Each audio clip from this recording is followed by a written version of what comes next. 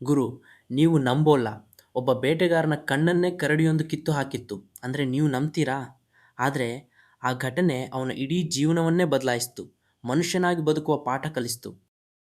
ಬಾಂಗ್ಲಾದೇಶದ ಶ್ರೀಮಂಗಲ್ನಲ್ಲಿ ಸಿತೇಶ ರಂಜನ್ ದೇಬ್ ಕುಟುಂಬ ಒಂದು ಹೆಸರುವಾಸಿ. ಅವರಪ್ಪ ಅಜ್ಜ ಅಂದರೆ ಕಾಡಿನ ಚಿರತೆ, ಕಾಡು ಹಂದಿಗಳನ್ನು ಬೇಟೆಯಾಡೋ ದೊಡ್ಡ ಬೇಟೆಗಾರರು. ಸಿತೇಶ ಕೂಡ ಅವರ ಹಿಂದೆಯೇ ಕಾಡಿಗೆ ಹೋಗಿ ಎಲ್ಲವನ್ನೂ ಕಲಿಯುತ್ತಾರೆ. ಸಿತೇಶ ಬರೀ ಬೇಟೆಗಾರ ಅಷ್ಟೇ ಅಲ್ಲ, ಆತ ಒಬ್ಬ ಬಂದೂಕು ತಯಾರಕ, ದಾರಿ ತೋರಿಸೋ ಮಾರ್ಗದರ್ಶಿ. ಪ್ರಾಣಿಗಳ ಹೆಜ್ಜೆ ಗುರುತು, ಅವುಗಳ ಮನಸ್ಥಿತಿ ಎಲ್ಲವನ್ನೂ ಇಂಚಿಂಚು ಅರ್ಥ ಮಾಡಿಕೊಳ್ಳುವ ವಿಶೇಷ ಕೌಶಲ್ಯ ಹೊಂದಿದ್ದ. ಒಂದು ದಿನ ಬೇಟೆಗಾಗಿ ಕಾಡಿಗೆ ಹೋಗಿದ್ದ ಸಿತೇಶಗೆ ಒಂದು ದೊಡ್ಡ ಕರಡಿ ಎದುರಾಯಿತು. ಅದು ಎಷ್ಟು ದೊಡ್ಡದು ಅಂದರೆ ಅವನನ್ನು ಒಮ್ಮೆಲೇ ಸಾಯಿಸಬಲ್ಲಷ್ಟು ಶಕ್ತಿ ಅದಕ್ಕಿತ್ತು.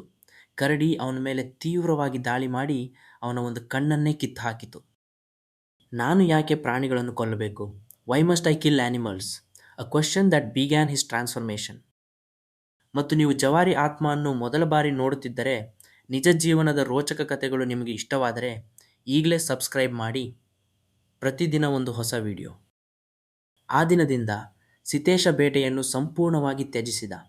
ಕಣ್ಣಿಲ್ಲದ ಆ ಮನುಷ್ಯ ಜೀವಗಳ ರಕ್ಷಣೆಗೋಸ್ಕರ ತನ್ನನ್ನೇ ಮುಡಿಪಾಗಿಟ್ಟ.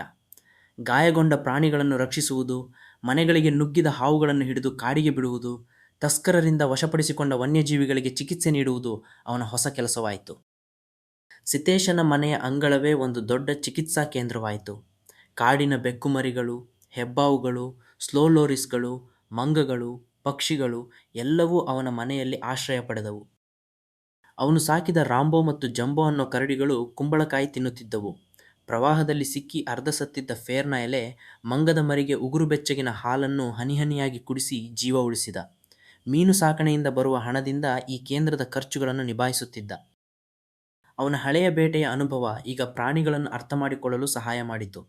ಅರಣ್ಯ ಇಲಾಖೆ ಅಧಿಕಾರಿಗಳು, ಪೊಲೀಸರು, ವನ್ಯಜೀವಿ ಗುಂಪುಗಳು ಮತ್ತು ಸ್ಥಳೀಯರು ಯಾವುದೇ ಪ್ರಾಣಿ ಸಂಕಷ್ಟದಲ್ಲಿದ್ದರೆ ಮೊದಲು ಸಿತೇಶ ರಂಜನ್ ದೇಬ್ ಅವರಿಗೆ ಕರೆ ಮಾಡುತ್ತಿದ್ದರು.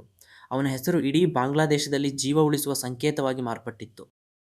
ಒಂದು ಕರಡಿ ದಾಳಿ ಒಬ್ಬ ಬೇಟೆಗಾರನ ಜೀವನವನ್ನೇ ಬದಲಾಯಿಸಿತು. ಪ್ರಾಣಿಗಳನ್ನು ಕೊಲ್ಲುವವನು ಅವುಗಳ ಪಾಲಕನಾಗಿ ಬದಲಾದ. ಇದೊಂದು ನಿಜವಾದ ಬದುಕುಳಿದ ಕತೆ.